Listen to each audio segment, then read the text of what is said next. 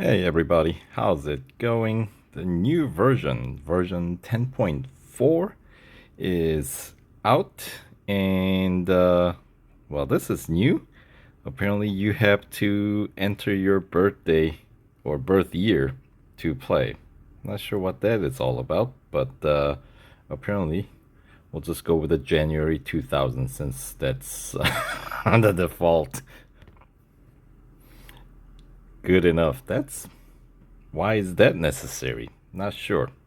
And of course, as always, additional download is needed after the app has gone through the update process. By the way, on Android, the game automatically updates to the new version, even if you have the automatic update of app turned off in your system for the app. So something to keep in mind. Although I mean, there really is no reason to delay the updating.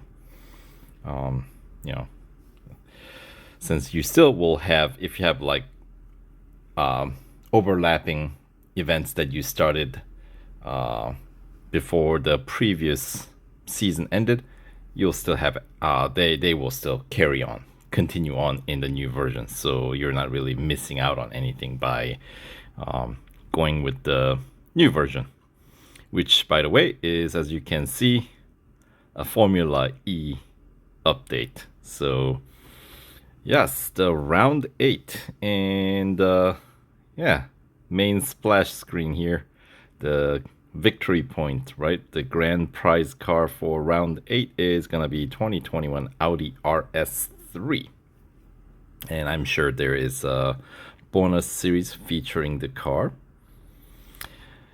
And Season 8 Formula E, that's of course the main headliner.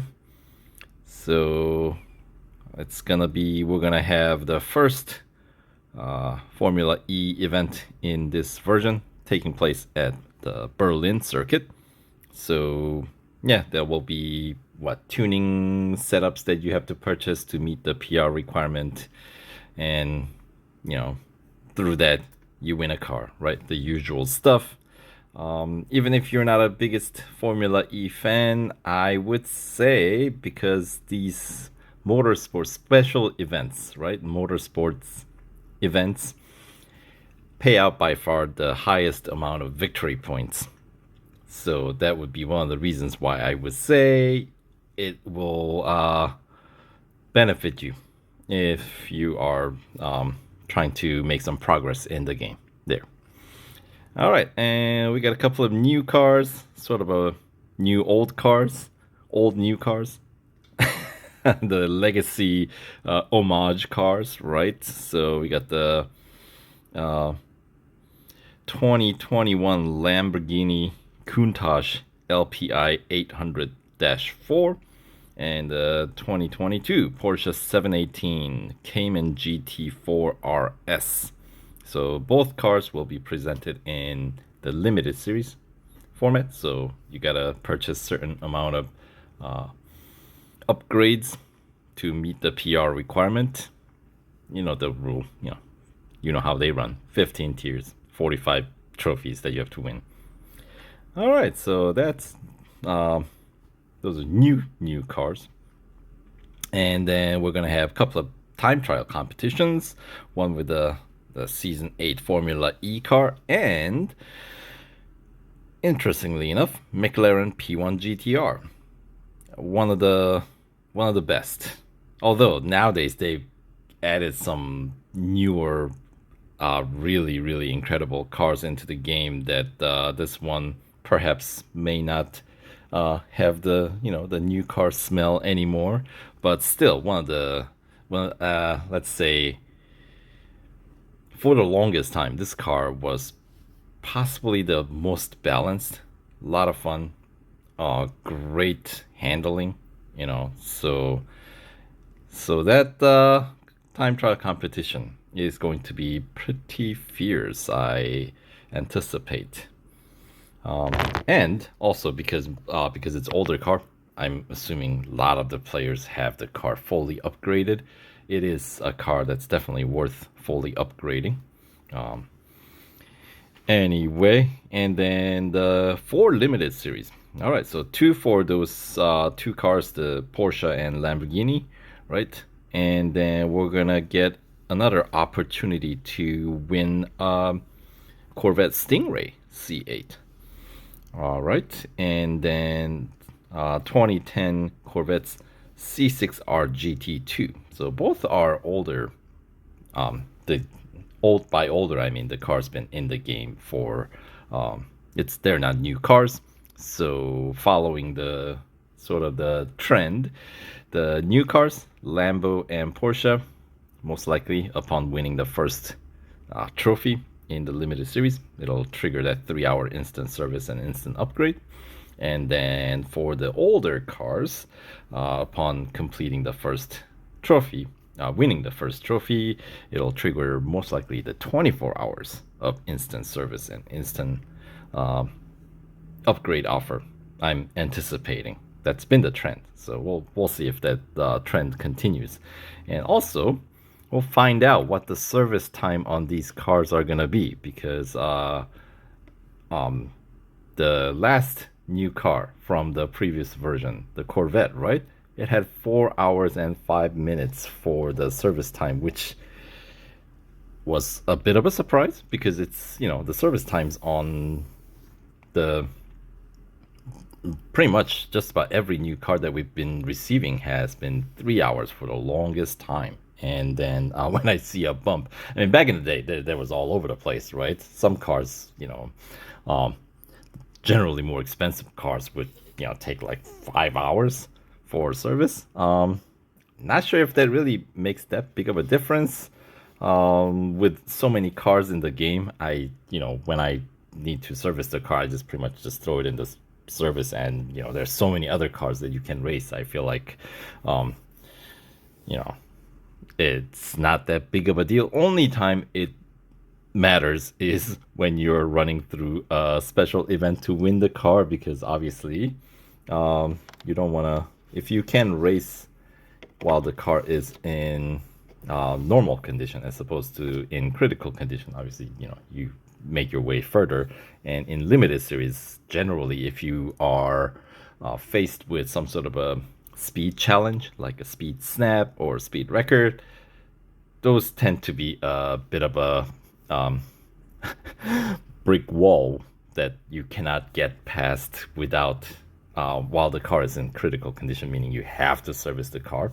So in that instance, if your, let's say, instant service offer has expired and you've used up all the other instant service offers available in the roundup, then you have to, I guess, watch one more ad. I think the way it translates to. So yeah, I suppose maybe they're the fire monkeys, they're thinking that's just another revenue source, since everything's going up in price.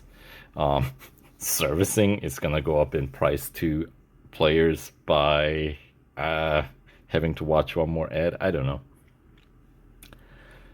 Just thinking out loud here. And then we got a couple of flashback events. One featuring the Aston Martin Valkyrie, the first flight. Right, that was a good event. I'm trying to remember if that car was, if you were able to. I think you were able to win that car without spending any, purchasing any gold upgrades. So essentially a free car, you know what I mean? And Mercedes, the Silver Tourer, I don't believe was that one definitely required purchasing some upgrades. I want to say that was an event where we had speed snap, where at Nürburgring Grand Prix, and I believe that was the one that you kind of had to get some gold upgrades. I cannot remember off the top of my head. You know what? I'll have the link to these event playthrough from when we first ran it in the description box below, so you guys can check it out if you're interested. What it would cost to win these cars if you don't own it already in your garage. And with the flashback events, once again, speaking of trends, they don't give us any like instant service offer at all. So, you know, if you need to purchase upgrades, it's just gonna, like racing dollar upgrades, you will have to wait. And I want to say these events were one stage per day. So upon completing first stage, you would have to wait till next day, essentially pass through over midnight for the next stage to unlock. So generally, it's I would recommend starting the event right before midnight. So that way you have stage 1 and stage 2 done right away, because stage 1's typically easy. You know, earlier stages are pretty easy, so that way you can get through the first couple of stages right away without having to wait. You know, so all right. Next, exclusive series. We got 3 new exclusive series. Blackwing was from the last update. Jesko also from the last update, and then, well, the Corvette C7 ZR1, right, also from the last update. So 3 cars from the last version, or last round. Yeah, they're gonna get exclusive series. So if you fully upgrade any of those cars, you know, obviously you will unlock the corresponding exclusive series, where I have a feeling the payout isn't going to be that great, but let me double check how much these things actually pay out. So, Blackwing, right? The Cadillac. The payout for completing the exclusive series is 60 gold and 200,000 racing dollars, right? Now, if you want to fully upgrade that car, it is going to cost 815 gold. Or if you already own the car from the limited series that we had, that would mean you have to spend some 580 extra gold in order to win 60 back. Yeah, the trend is gonna be kind of the same. Like, for example, then the Corvette C7 ZR1. So that one, payout is 50 gold total. And if you if you won the car from the limited series in the last version, you would have to spend, let's see, additional 435 gold to get back 50. Yeah, right, I know. And do I even need to go on about the Jesko? Well, since we are talking about the cost, okay, you get 120 gold back, which sounds like a, you know, pretty decent amount. But yeah, for exclusive series, they used to, I feel like the really high-end cars used to pay out more, but now it's been kind of nerfed. So 120 is what we get back. Now, in order to fully upgrade that car, it'll cost you 1,575 gold. Now, in my case, I did spend a couple of gold upgrades. I know 2 is what I paid for. But yeah, still gonna be way good amount above 1,000 gold that I would have to spend in order to get 120 back. So, yeah, when you put it that way, even with the like upgrade discount, that's you know, math doesn't. Oh, it never. I shouldn't say never. There are some cars where math works out in our favor, but none of the new cars that's gonna be the case. So. Yeah, so that's that. Anyway, let's check out the new cars. It's gonna be mostly Formula E cars, and apparently there's a sale on the Aston Martin DBR 1-2, but I already own it, so, and it's, you know, there's no upgrade discount on that car because that car is one that requires a tuning setups, right? So the LMP2, right? Yeah. Anyway, we got the fleet of Formula E cars. All right, so base PR ranges from 57.1 to 57.3, I believe. So depending on the team, you know, some are starting with a slightly higher PR than others. So sort of like, you know, Formula One, right? And then of course they're locked until you complete that first special event, the Berlin E-Prix. So, all right, so Audi 57.2 is the base PR, kind of middle of the road. And the spec wise, you know what? I'll make a separate video for comparison of these cars and teams, you know, when I am, after I've done some, you know, analysis of what's what, right? And then the Neo 333 Formula E team, base PR 57.1, so it's the lower PR tier team here. And what's the difference? Top speed 246 kph, 243. You know what? It's gonna be the grip and acceleration. That's where typically the PR is determined. So even though Audi has lower top speed, it's got a better acceleration. See, 2.94 seconds versus 2.96 seconds. And braking distance, 26.5 to 26.2. All right, so Neo does have a better braking distance. How about the grip? 1.38 G for Audi, and then 1.37 G for Neo. Right, so, and then Mercedes generally comes out on top, and is consistent in this case, the Silver Arrows. Silver Arrow 02, 57.3, sporting the highest PR, right? So let's compare this to the other teams, right? 248 kph, so definitely the highest top speed here. 2.97 seconds for acceleration, so it has the lowest acceleration. Now the braking distance, 26.2 meters, so that's one of the better ones. And then the grip, I have a feeling this is the highest grip, 1.37 G. Oh no, same as the Neo. So I guess this one, top speed, is what gives it the highest PR. Okay, Formula E, slightly different layout. I feel like I knew that before. But, well, confirmed. All right, then Penske, Dragon Penske Autosport. Another lower PR tier team here.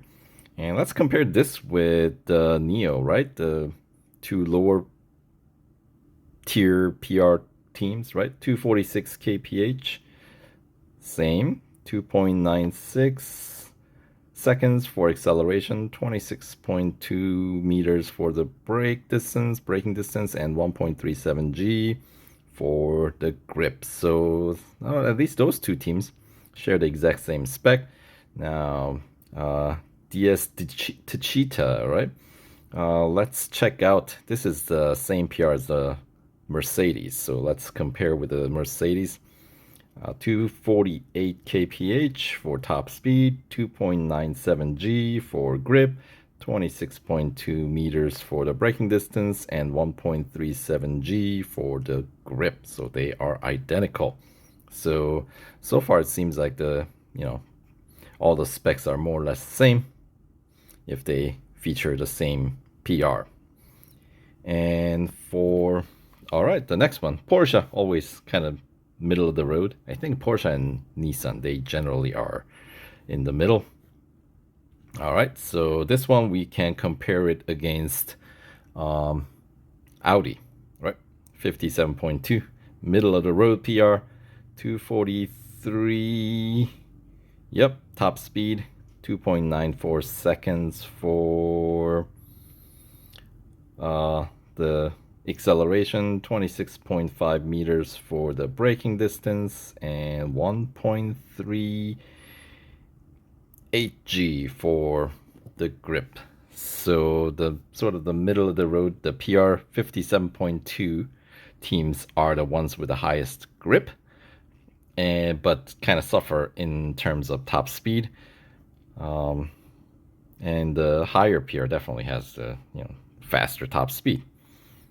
And like street circuits, I feel like the grip and acceleration will pretty much rule the day. But there are some longer distance, and considering that these electric cars, the top speed on spec, as long as there's long enough straights, you can hit it.